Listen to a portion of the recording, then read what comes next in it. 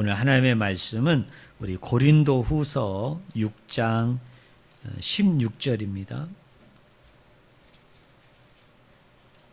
신약성경 고린도후서 6장 우리 16절 말씀 우리 한 절만 보겠습니다.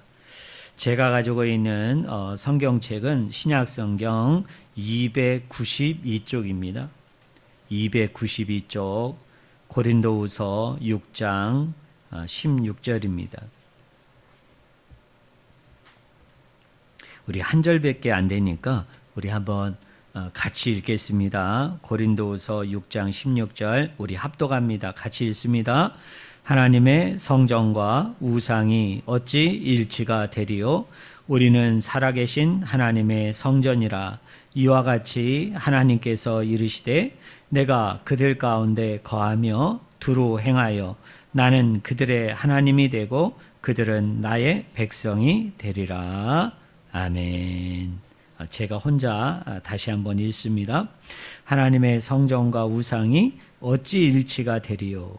우리는 살아계신 하나님의 성전이라. 이와 같이 하나님께서 이르시되 내가 그들 가운데 거하며 두루 행하여 나는 그들의 하나님이 되고 그들은 나의 백성이 되리라. 아멘. 오늘 같이 읽은 본문 말씀을 가지고 우리가 살아계신 하나님의 성전이다 라는 제목으로 같이 하나님의 말씀을 나누기를 원합니다. 이 성경은 지금으로부터 아주 오랜 옛날에 기록이 된 것입니다.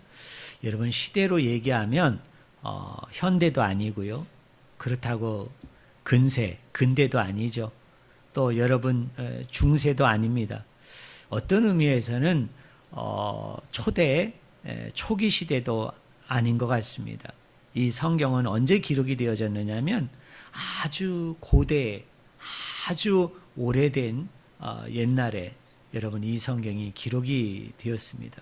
그래서 우리가 성경을 이해할 때 이 성경이 기록되어졌던 그 당시에 고대의 어떤 종교적인 상황 그리고 정치적, 사회적, 문화적, 경제적인 상황들을 우리가 좀 더 알 수 있다면 저와 여러분이 성경을 이해하는데 많은 도움이 될 수 있다라고 여겨집니다. 특별히 고대의 신간을 보면요, 이 신을 모신 곳을 뭐라고 얘기했습니까? 옛날에는 신전이라고 그랬죠, 그죠? 신전. 여러분, 어떤 신을 모시는 신전을 건립한다고 얘기할 때, 여러분 어떤 신을 모시는 신전을 건축한다고 얘기할 때 가장 중요한 게 뭘까요? 그 신전 안에 뭐를 세워야 되죠? 신상을 세워야 됩니다.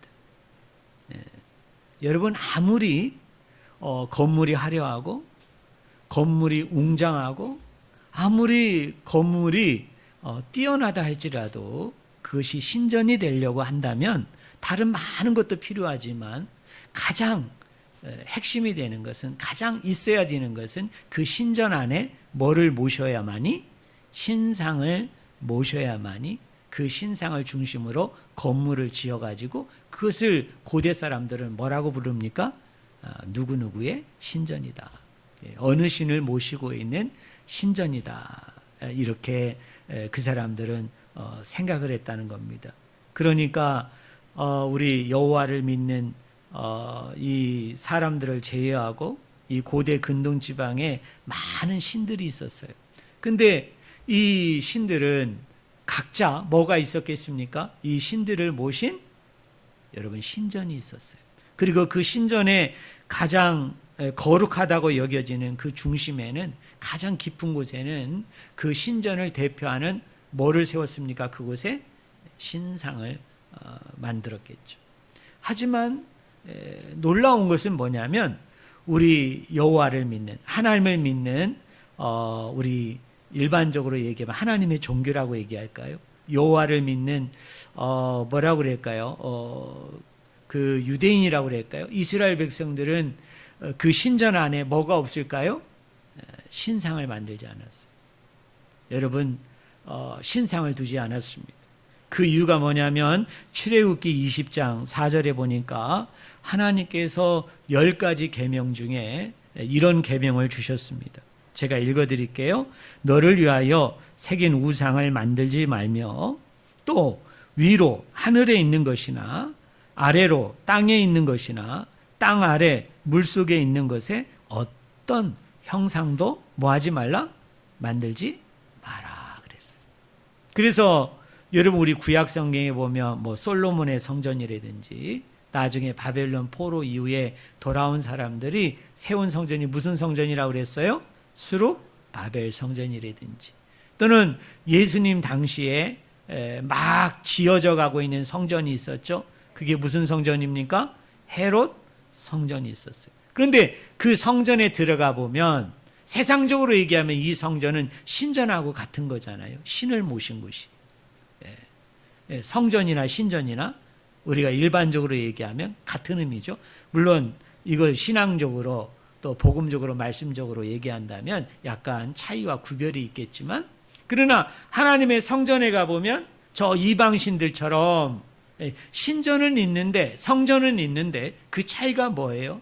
이방신들의 신전에는 뭐가 있고 신상이 있는데 하나님의 성전에는 그것이 바깥뜰이든 아니면 성소이든 아니면 저 깊은 지성소에 들어가 봐도 이 성전 안에는 뭐가 없어요?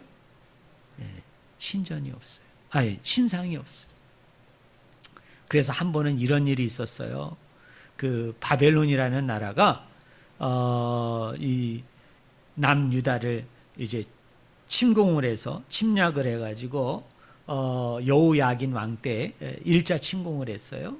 그래가지고 이 사람들이 침공을 해가지고 그 당시 여호야긴 왕을 바벨론의 포로로 끌고 가고 또 그 왕후와 왕족들과 귀족들과 또 여러 그 기능공들과 수성공들과 좀 이제 능력이 있고 좀 많이 배운 사람들은 다 포로로 이렇게 바벨론으로 끌고 갔습니다. 근데 이 바벨론이 그 일만 한 것이 아니라 성전 안에 들어가 가지고요. 어떻게 했을까요? 성전 안에 있는 갖가지 많은 집기들을 다 훔쳐갔어요. 다 뺏어갔어요. 그런데 역사가들의 증언에 의하면 재미난 게 뭐냐면 바벨론의 어떤 왕이 장군이 이제 성전을 이제 들어간 거예요. 이 사람들은 이제 신전이라고 생각하고 들어간 거죠. 그래서 이 사람들이 그 자기들의 신전이라고 생각을 하고 뭐를 찾았을까요? 신전에는 당연히 뭐가 있어요? 신상이 있잖아요. 그리고 대부분의 신상은 어떻습니까? 막 금으로 입혀져 있잖아요. 여러분 동으로 입혀져 있단 말이에요. 은으로 입혀져 있기 때문에 어떤 의미에서 성전에 많은 그런 귀중한 가치 있는 집기들이 있지만은 우리가 이거를 시장에 내다 판다고 그럴 때 여러분 가장 비싼 것은 뭐일까요? 그 신상이잖아요. 그래서 이 바벨론의 군대들이 왕의 명령에 따라서 대장의 명령을 따라 가지고 성전 그 안을 곳곳을 다 뒤지고 다닌 거예요. 그런데 신상이 있습니까 없습니까? 신상이 없는 거예요. 그리고 기껏 지성소에 가봤더니 금으로 입힌 나무 상자만 발견이 되어진 겁니다. 여러분 그것을 성경에서 뭐라고 얘기하죠? 여러 가지로 부르죠. 하나님의 궤 또는 언약궤, 증거궤라고 얘기하는 법궤가 발견이 된 거예요. 법궤. 그래서 전해오는 그 문헌에 의하면은 그 바벨론 대장이 그 법궤를 보면서 이렇게 표현했다는 거예요. 에게게 이게 무슨 신전이야? 이게 무슨 성전이야? 야, 이 유대 놈들은 이스라엘 놈들은 아주 형편이 없구만. 아니 여호와를 섬긴다고 하면서 여호와를 위해서 제사를 드리고 예배를 드린다고 하면서 야 우리나라에 가보면은 이 황금동으로 입혀진 엄청나게 큰 신상을 만들어 놓고 우리가 거기서 제사도 하고 예배도 하고 여러 가지 종교적인 의례와 그 다음에 의식도 행하는데 야 이 히브리인들을 찾아와 보니까 유대인들을 찾아와 보니까 성전도 그렇게 크지도 않으면서 뭡니까? 그 안에 들어가 보니까 신상은커녕 뭐예요? 금으로 입힌 나무 상자 하나만 덩그렁 있더라 이거예요. 그래서 에게게 그러면서 아주 실망하고 실족해가지고 자기 나라로 돌아갔다는 그 민담이 전해져 내려옵니다. 여러분, 이 금으로 만든 나무 상자 안에는 뭐가 들어있습니까? 세 가지가 들어있죠. 모세가 시내산에서 받은 뭐? 십계명 두 돌판이 들어가 있습니다. 그리고 또 그 안에 또 뭐가 있어요? 이스라엘 백성이 40년 광야 생활할 때 하나님이 그들을 먹이셨잖아요. 뭘 통해서 먹이셨어요? 만나와 메추라기를 통해서 먹이셨는데 그 만나가 들어가 있습니다. 또 하나 뭐가 들어가 있죠? 그 안에 아론의 쌍난 지팡이가 들어가 있는 거예요. 그러니까 여러분 얼마나 웃깁니까? 금으로 입힌 나무 상자를 이 사람들이 개봉할 때 이 사람들이 엄청난 기대를 했을 거 아니에요. 여기에 무슨 금은 보화가 들어있을까? 여기에 엄청난 황금이 있지 않을까? 그래가지고 잔뜩 기대하는 마음으로 나무 뚜껑을 열어봤는데 세상에 그 안에 보니까 뭐예요? 돌판이 있고 그 안에 뭐가 있습니까? 아주 바짝 마른 만나가 있고 그 안에 뭐가 있어요? 우리 어르신들 죄송합니다. 허리 굽은 사람들이 짚고 다니는 지팡이가 들어있으니까 여러분이 성전을 이해 못하는 바벨론 사람들이 볼 때 이게 얼마나 허무해요. 허망해요. 잔뜩 기대했다가 보물상자를 이제 찾았다라고 여겨가지고 개봉박도를 했는데 여러분 그런 것만 그 안에 들어 있었던 것이죠. 자, 이스라엘의 성전은 고대 시대의 다른 신전하고 달리 뭐가 없어요? 신상이 없습니다.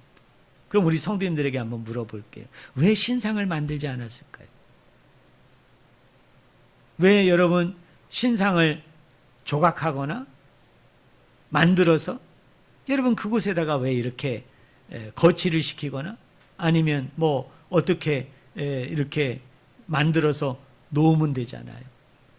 물론 십계명에 어떤 우상도 만들지 말라, 어떤 형상이나 동상도 만들지 말라라는 명령이 있었어요. 그런데 하나님께서는 왜 이렇게 신상을 만들지 말라, 어떤 형상이나 우상도 어떤 조각도 동상도 만들지 말라, 하물며 누구 것도 만들지 말라는 거예요? 나? 하나님과 관련된 것도 만들지 말라. 다른 우상의 어떤 형상이나 동상을 만들지 말라는 것도 이해가 되지만 왜 우리 하나님께서는 자기의 형상을 만들지 말라고 그랬을까요? 자기의 동상을 만들지 말라고 얘기했을까요? 성경에 보면요, 하나님의 신상이 나옵니다. 그 하나님의 신상이 누구일까요? 여러분, 사람입니다. 바로 저와 여러분이 뭐인 줄 아세요? 하나님의 신상입니다. 여러분, 창세기 1장 26절에 보니까 이런 말씀이 있어요. 우리의 형상을 따라 우리의 모양대로 우리가 누구를 만들고? 사람을 만들고. 사람을 만드는데 어떻게 만들라고 얘기하셨어요?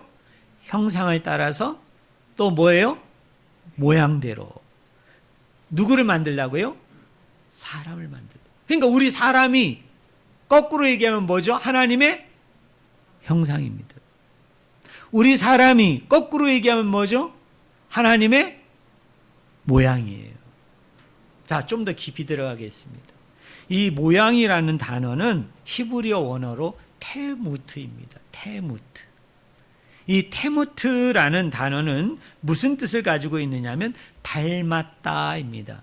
우리 한번 따라해 보실래요? 닮았다. 누구와 닮았다? 하나님과 우리가 닮았대요. 제가 옛날에 중고등학교 때 신앙생활을 할 때 저를 인도하신 전수사님이 그런 말씀을 하신 게 기억이 나요. 하나님을 보고 싶으냐? 거울 앞에서 너의 모습을 보면 그게 하나님의 모습이다. 그래서 하나님도 우리와 똑같이 생기셨다는 거예요. 왜? 하나님의 모양대로 우리를 만드셨어요. 그러니까 뭐예요? 하나님도 우리와 같이 이렇게 머리가 하나이고, 그분의 설명은 그런 거예요. 몸도 하나이고, 손도 두 개이고, 발도 두 개이고, 눈도 두 개이고, 뭐죠? 코도 하나이고, 입도 하나이고, 귀도 두 개이다. 그래서 나중에 우리가 하나님 나라 가면은 하나님에 대해서 궁금해야 할 필요가 없다. 왜?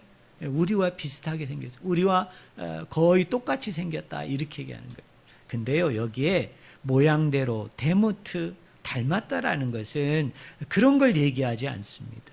여기 닮았다는 것은 뭐냐면 따라하겠습니다. 하나님의 성품을 닮았다. 네. 하나님의 성품을 닮았다는 거예요. 성품을. 그러니까 쉽게 얘기하면 이런 겁니다. 신의 성품을 닮은 인격체로 누구를 만드셨다고요? 사람을 만드셨어요. 특별히 누구와 누구를? 남자와 여자를 만드신 거예요. 여러분, 신의 성품을 담은 인격체로 우리를 빚으셨다는 것이 왜 중요합니까? 우리가 하나님과 뭐 할 수 있도록? 교제할 수 있는 사람으로 우리를 빚으신 거예요.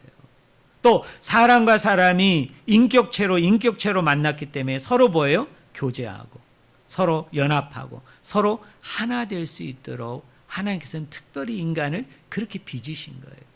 여러분, 그렇게 만드신 거예요. 그래서 우리가 뭐예요? 하나님을 닮은 존재이기 때문에 또 우리를 신의 성품을, 하나님의 성품을 담은 인격체로 우리를 빚으시고 만드셨기 때문에 그 하나님과 저희가 어떻게 할 수 있다? 교통할 수 있어요. 소통할 수 있고 연합하고 하나 되고 그 사귐과 교제 가운데 속에서 함께 할 수 있는 존재로 우리를 빚으시고 만드셨다는 것이 모양대로 사람을 만드셨다, 이런 뜻입니다. 여러분, 하나님은 영이십니다. 하나님은 영이시기 때문에 보이지 않아요. 우리가 만질 수도 없어요. 그렇다고 하나님은 영이시기 때문에 어떤 그것으로도 우리가 빚거나 만들거나 그리거나 형상할 수 없어요. 그래서 모양대로 만들었다는 것은 하나님이 저와 여러분들처럼 이런 모습으로 또는 이런 형태로 마치 무슨 사진을 딱 찍어가지고 여러분 찍어내듯이 사람을 그렇게 만드셨다는 게 아니에요. 뭘로 만드셨다? 하나님과 똑같은 뭐예요? 성품을 가진 인격체로 저와 여러분을 빚으시고 만드셨다는 거예요. 그래서 하나님과 우리가 뭐 할 수 있도록? 교제가 가능하도록, 사람과 사람이 뭐 할 수 있도록? 교제가 가능하도록 하나님이 저와 여러분을 그렇게 빚으시고 만드신 줄로 믿습니다. 자, 또 하나 단어가 있죠. 형상이라는 단어예요. 이 형상이라는 단어는 히브리어로 우리 한번 좀 어렵습니다. 한번 따라해 보실래요? 젤렘. 뭐라고요? 젤렘입니다. 젤렘. 이 젤렘이라는 말은 우리나라 의미로 번역을 하면 이렇게 번역할 수 있어요. 상 또는 동상, 이렇게 번역할 수 있습니다. 우리가 고대 신관을 이해해야 되는데요. 이 고대 사람들이 이 어떤 신의 형상, 동상, 상, 조각상을 여러분 만든 이유가 있어요. 이 사람들은 이것을 만들었을 때 지금의 불교도 마찬가지죠. 또 기타 다른 종교들도 마찬가지예요. 여러분, 우리가 사찰에 가보면 또는 어떤 신전이나 또는 신과 관련된 어떤 그런 박물관이나 기념관에 가보면 그 사람들이 성경에 이렇게 신을 모셔놨잖아요. 신상을 모셔놨는데 고대 사람들은 그 동상 자체가 뭐라고 생각을 했느냐면 그 동상 자체는 곧 신이라고 여겼어요. 그래서 이 고대 시대에 많은 고고학자들이 유물을 발견하고 또 유적을 발견하는 일들을 했는데요. 그 이스라엘을 주변으로 한 고대 근동아시아에 많은 신상들이 발견됐어요. 많은 신과 관련된 동상들이 발견됐는데 이 사람들이 그 신상과 동상을 어떤 용도로 쓰였느냐 하면 이런 겁니다. 어떤 나라에 왕이 있는데 이 왕이 여러분 신이 아니기 때문에 시공간을 초월할 수가 없잖아요. 왕은 어떤 중앙에 있고 그 주변에 넓은 광활한 지역들을 이 왕이 다스리고 통치한다는 그 영역 표시를 하기 위해서 어떻게 하느냐 하면 그 땅 주변에다가 뭐를 세워놨을까요?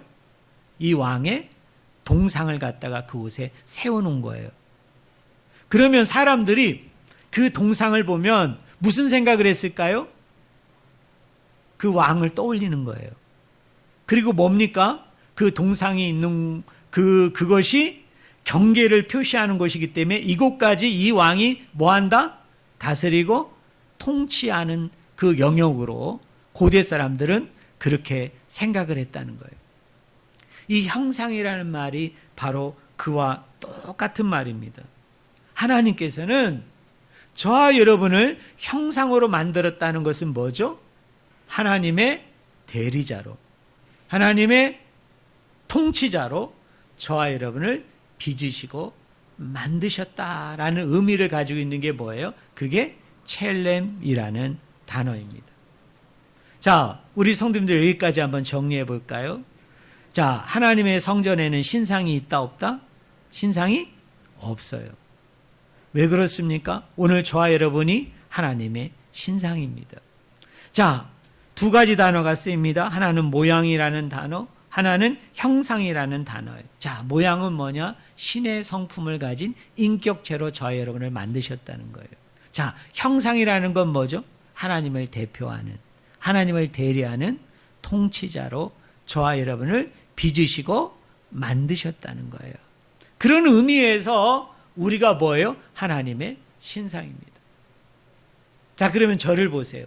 고대 사람들은 신상이 있는 곳을 뭐라고 그 사람들은 이야기했다고요?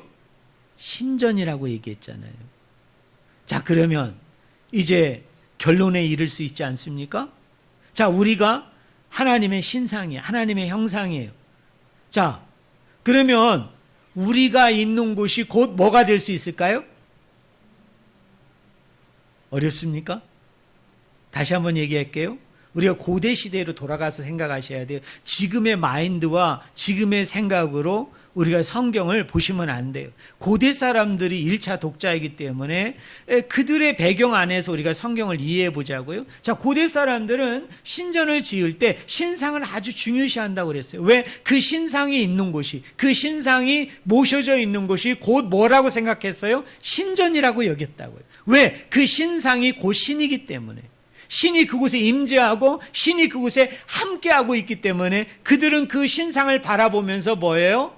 그것이 거룩한 신의 임재의 장소이기 때문에 그것이 신전이라고 여겼어요.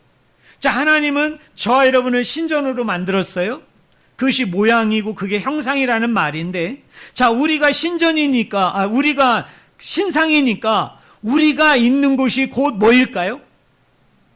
하나님의 성전인 거예요. 여러분 이해되십니까?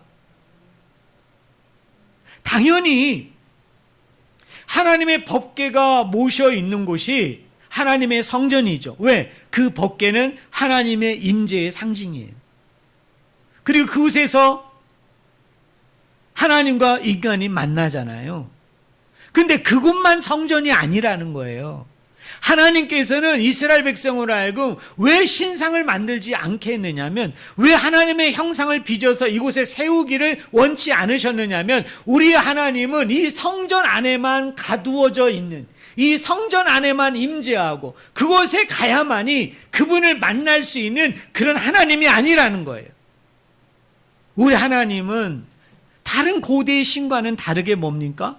하나님이 창조하신 이 모든 세상, 하나님이 창조하신 이 모든 땅 안에 우리와 같은 하나님의 신상들을 다 만들어 놔가지고 우리가 가는 곳마다, 우리가 밟는 곳마다, 우리가 있는 곳마다 우리 안에 하나님이 임재하심으로 그것이 뭐가 된다? 하나님의 성전이 되도록 하나님이 그렇게 저와 여러분을 만들어 주신 거예요. 그러니까 오해하지 말아요. 우리가 신약적인 배경에서, 신약적인 맥락에서 보면 이곳이 교회 아닙니까? 근데 이건 건물일 뿐이에요. 저와 여러분이 이곳에 모여 있고 이곳에 하나님이 함께하고 계시기 때문에 지금 이 모임 자체가 뭐예요? 교회인 거예요. 그런데 오늘 저와 여러분이 가정에 가서, 직장에 가서, 일터에 가서 그곳에서 하나님을 예배하고 기도하고 하나님의 이름을 높이고 하나님의 이름을 선포한다면 그곳 자체가 뭐예요? 내가 하나님의 신상이기 때문에, 그 신상이 그곳에 가 있기 때문에 그곳이 곧 뭐가 돼요? 하나님의 교회가 되고 하나님의 성전이 되는 거예요. 그것이 바로 뭐예요? 하나님의 모양대로, 하나님의 형상대로 저와 여러분을 만든 그게 하나님의 이유예요. 그게 하나님의 목적이고 하나님의 섭리인 것을 저는 여러분들이 믿기를 주님의 이름으로 간절히 축원을 드립니다. 자, 이걸 또 다른 측면에서 증명해 드릴게요. 자, 고린도후서 6장 16절. 오늘 우리 본문 말씀입니다. 제가 말씀을 읽습니다. 하나님의 성전과 우상이 어찌 일치가 되리요? 우리는 살아계신 하나님의 성전이라. 한번 따라해 보실래요? 우리는 살아계신 하나님의 성전이다. 우리가 뭐라고요? 성전이다. 제가 여러분에게 거짓을 얘기하는 게 아니잖아요. 제가 여러분에게 잘못된 걸 가르치는 게 아니에요. 자, 고린도후서 6장 16절은 우리에게 분명히 얘기합니다. 하나님의 법궤가 모셔져 있었던 그 솔로몬 성전만이 성전이 아니야. 스룹바벨에 의해서 복원되어진 솔로몬 성전과는 비교가 되지 않은 아주 보잘것없는 작은 성전이었지만 그것만이 성전이 아니야. 헤롯 대왕이 예수님 당시에 정말 그 이전의 두 개의 성전보다도 비교가 되지 않은 엄청나게 화려하고 엄청나게 웅장하고 엄청나게 큰 성전을 지었잖아요. 근데 그것만이 성전이 아니야. 성전은 뭐다? 따라하겠습니다. 우리가 성전이다. 우리가 성전이래요. 자, 여러분 고린도후서 6장 16절 하반부를 보세요. 왜 우리가 성전이냐? 두 가지 이유 때문이라고 사도 바울은 설명합니다. 거기 말씀해 보니까 뭐라고 얘기해? 우리 성도님들 한번 따라해 보세요. 그들 가운데 거하며. 이건 좀 매끄러운 번역이 아닙니다. 헬라어 원어대로 매끄럽게 번역하면 이런 거예요. 한번 따라해 보세요. 그들 가운데 사시며. 네. 그래서 우리가 성전이, 우리 안에 누가 사신다고요? 지금 읽었잖아요. 우리 안에 누가 살고 계세요? 하나님이 살고 계세요. 우리 안에 누가 살고 계세요? 예수님이 살고 계세요. 우리 안에 누가 살고 계십니까? 성령이 살고 계십니다. 그래서 우리가 성전이에요. 자, 두 번째로 왜 우리가 살아계신 하나님의 성전이라고 얘기합니까? 거기 16절 하반절에 보니까 두루 행하여. 여기 두루 행하다라는 말도 좀 더 원문에 가깝게 번역을 하면은 그가 지나다니시다, 이런 뜻이에요. 하나님이 지나다니시는 거예요. 마치 에덴 동산에서 아담과 하와가 범죄해가지고 나무 뒤에 숨었잖아요. 그때 하나님께서 동산을 거니신다고 표현했거든요. 그러니까 하나님이 우리 안에 사시면서요, 놀라운 거 뭐예요? 우리 안에 막 꿈틀꿈틀 움직이고 계세요. 우리 안에서 우리 하나님이 활동하고 계신다고. 우리 안에서 하나님이 일하고 계세요.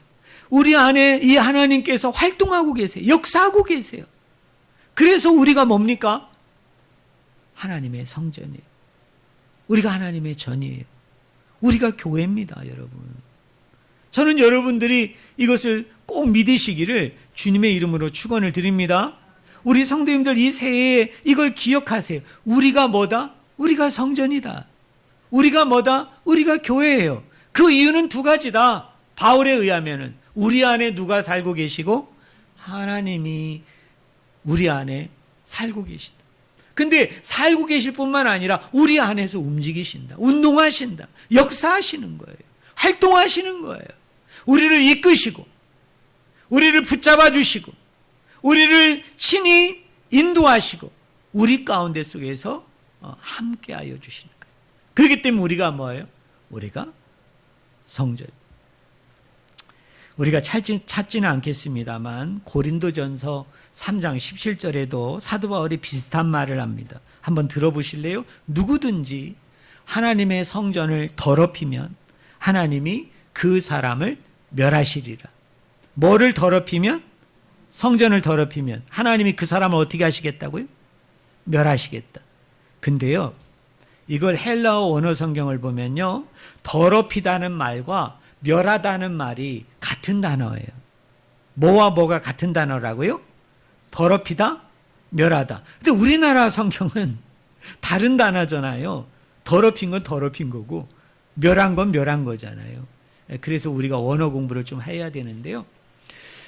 자, 이거를 좀 원문에 가깝게 번역하면 이렇게 번역할 수 있습니다. 한번 좀 긴데 한번 따라해 보실래요? 누구든지 하나님의 성전을 파괴하면 하나님이 그 사람도 파괴하신다.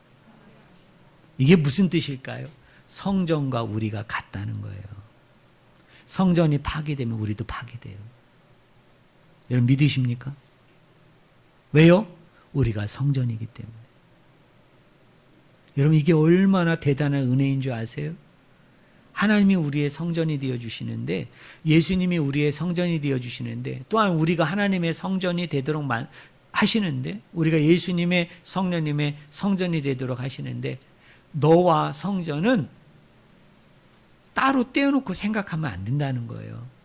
네가 곧 성전이야. 성전이 너야. 그러니까 네가 성전을 파괴하면 나도 너를 파괴할 거야. 네가 성전을 파괴하고 있어? 그럼 너도 파괴되고 있는 거야. 사도 바울은 이렇게 얘기합니다. 자, 또 하나 성전이 있어요. 또 하나 성전이 있어요. 누가 성전일까요? 누가 성전일까요? 저와 여러분이 성전이잖아요. 저와 여러분만 성전이 아닙니다. 또 한 분이 성전이세요. 이 땅에 성전으로 오셨어요.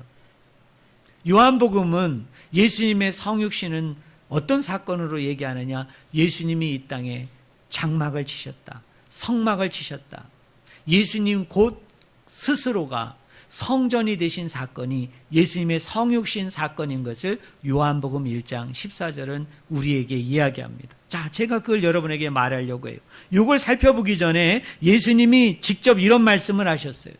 마태복음 12장 6절에 보니까 한번 따라하세요. 성전보다 더 큰 이가 여기 있느니라. 예, 성전보다 더 큰 이. 그 얘기는 뭔지 아세요? 지금 너희들이 저 헤롯 대왕이 지은 성전을 보고 놀라느냐? 저걸 내 앞에서 자랑하고 있냐? 야, 저게 그렇게 대단하다고 지금 내 앞에서 너희들이 떠벌리고 있느냐? 아니다. 저 성전보다 더 큰 이가 있다. 그 사람이 누군데요? 나 예수다. 나 예수다. 나는 저런 성전보다 훨씬 비교도 되지 않는 큰 성전이다. 그게 예수님의 말씀이에요. 그러면서 요한복음 1장 14절에 이런 말씀이 있습니다. 말씀이 육신이 되어 우리 가운데 거하심에입니다. 이건 표준 세번역 공동 번역에 보면 여기 거하다라는 것을 표준 세번역은 뭐라고 번역을 했느냐면 사셨다 이렇게 번역을 했습니다. 근데 거하다, 사시다라는 이 원어 성경, 이 헬라어를 보면요, 아주 독특하고도 아주 특별한 단어가 여기 쓰입니다. 그 단어가 뭐냐면 스케노입니다. 뭐라고요? 스케노입니다. 이 스케노라는 단어는 무슨 뜻이냐면 장막을 치다, 천막을 치다 이런 뜻입니다. 자, 우리 성도님들 저를 보세요. 이스라엘 백성이 출애굽할 당시에 하나님께서 시내산에서 이스라엘 백성에게 율법을 주시잖아요. 십계명을 주시잖아요. 그리고 난 후에 그 사람들이 시내산에 내려와서 첫 번째로 한 일이 뭐죠? 뭐를 만들죠? 성막을 만듭니다. 그런데 그 성막은 뭘로 만들죠? 장막으로 만들죠. 텐트로 만들죠. 이것은 뭡니까? 장차 세워지게 될 성전의 원형이에요. 성전의 모형입니다. 그 모습으로 장막과 성막을 치게 되는데, 오늘 요한 기자는 뭐라고 얘기하느냐면 예수 그리스도가 말씀이 육신이 됐다. 성육신 사건을 얘기하잖아요. 예수님이 이 땅에 육신으로 오심은 예수님이 이 땅에 로고스, 말씀으로 오시게 되어지는데, 그분이 왜 말씀으로 오시느냐? 인간으로 오시느냐? 그것은 뭐가 되게 하려 하심이라? 자기 스스로가 장막이 되게 하려 하심이라. 성막이 되게 하려 하심이라. 자기 육신 안에 장막을 치셨대요. 자기 육신 안에 성막을 치셨대요. 그 말은 무슨 얘기입니까? 예수 그리스도가 우리의 뭐가 되어주신다고요? 성전이 되어주신다는 거예요. 성전이. 그래서 요한복음 1장 14절에 뒷부분에 보니까 이런 단어가 나옵니다. 말씀이 육신이 되어 우리 가운데 거하심에. 여러분 거기 제가 말씀을 읽어드릴게요. 요한복음 1장 14절. 말씀이 육신이 되어 우리 가운데 거하심에 우리가 그의 영광을 보니 아버지의 독생자의 영광이요 은혜와 진리가 충만하더라. 아멘. 자, 예수님이 우리의 장막이 되시고 예수님이 우리의 성막이 되시는데 왜 예수님이 성전이 되는 게 왜 중요한 줄 아세요? 예수님이 성전이 되심을 통해서 그 가운데 뭐가 나타나요? 하나님의 영광이 나타난다는 거예요. 하나님의 영광이 나타난다는 거예요. 성경에는 쓰이지 않지만 유대 랍비 문헌에 쓰이는 헬라어 중요한 단어가 하나가 있는데요. 이건 아주 중요한 단어인데 우리 성도님들 한번 따라해 보세요. 쉐키나. 네, 쉐키나라는 단어입니다. 이 쉐키나라는 단어의 의미는 이런 겁니다. 하나님이 이곳에 함께 하심에 영광이 나타나다. 자, 누가 함께 하심에? 하나님이 함께 하심에 그 함께한 자리에 뭐가 나타나요? 하나님의 영광이 나타난대요. 자, 유대인들은요, 유대 랍비 문헌에 보면은 이 쉐키나가 네 가지를 할 때 이 쉐키나가 일어난다라고 이 사람들은 믿었어요. 첫째가 뭐냐면 한 명 내지 10명이 여호와께서 우리에게 주신 율법을 낭독하고 읽을 때 그곳에 뭐가 임해요? 쉐키나. 하나님의 영광이 그곳에 임재한다고 그 사람들 믿었어요. 그곳에 가득하다고 믿었어요. 두 번째로는요, 이 유대인들은 이 쉐키나 하나님의 영광이 언제 임재하는 것으로 여겼느냐 하면 10명이 모여서 합심으로 하나님 앞에 부르짖어 기도할 때 그곳에 뭐가 나타나요? 여호와의 영광이 나타난다는 거예요. 여러분 쉐키나가 임한다고 믿었어요. 그 다음에 세 번째로는 재판 중에 뭐 하는 중에 재판하는 곳에 쉐키나가 임하는 곳으로 여호와의 영광이 임하는 곳으로 그 사람들은 믿었어요.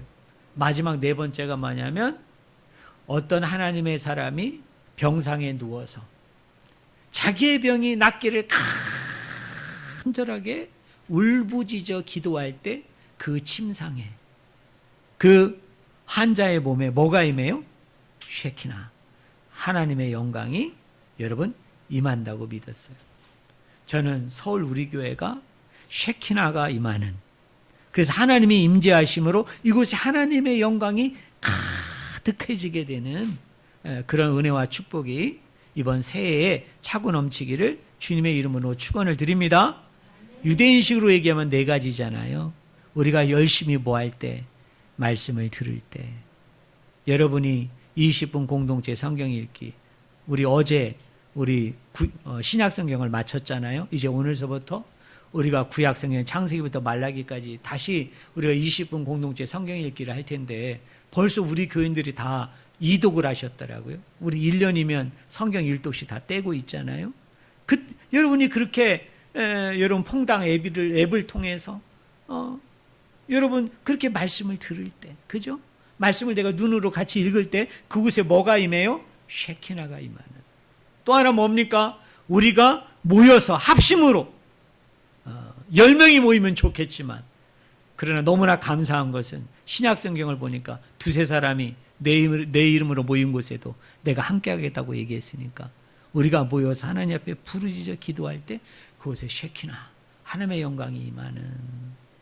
또 여러분이 있는 처소 속에서 문제를 가지고 어려움을 가지고 힘든 것을 가지고 기도하고 간구할 때 그곳에 쉐키나가 임하는, 하나님의 영광이 임하는 이런 놀라운 축복의 은혜가 이번 새해 가운데 넘치기를 주의 이름으로 간절히 축원을 드립니다.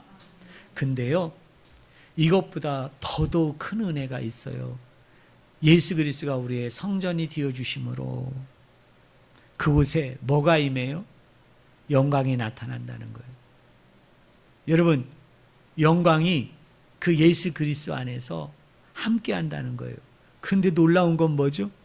그 예수님이 내 안에 살고 계세요. 비록 영으로 살고 계시죠. 성령은 뭡니까? 예수님의 영입니다. 하나님의 영인데 그 영이 내 안에 살고 계세요. 내 안에 살고 계세요. 그래서 내 안에서 막 움직이신데, 그런데 그 예수님 안에 뭐가 있어요? 하나님의 영광이 있어요. 그러니까 나는 뭡니까?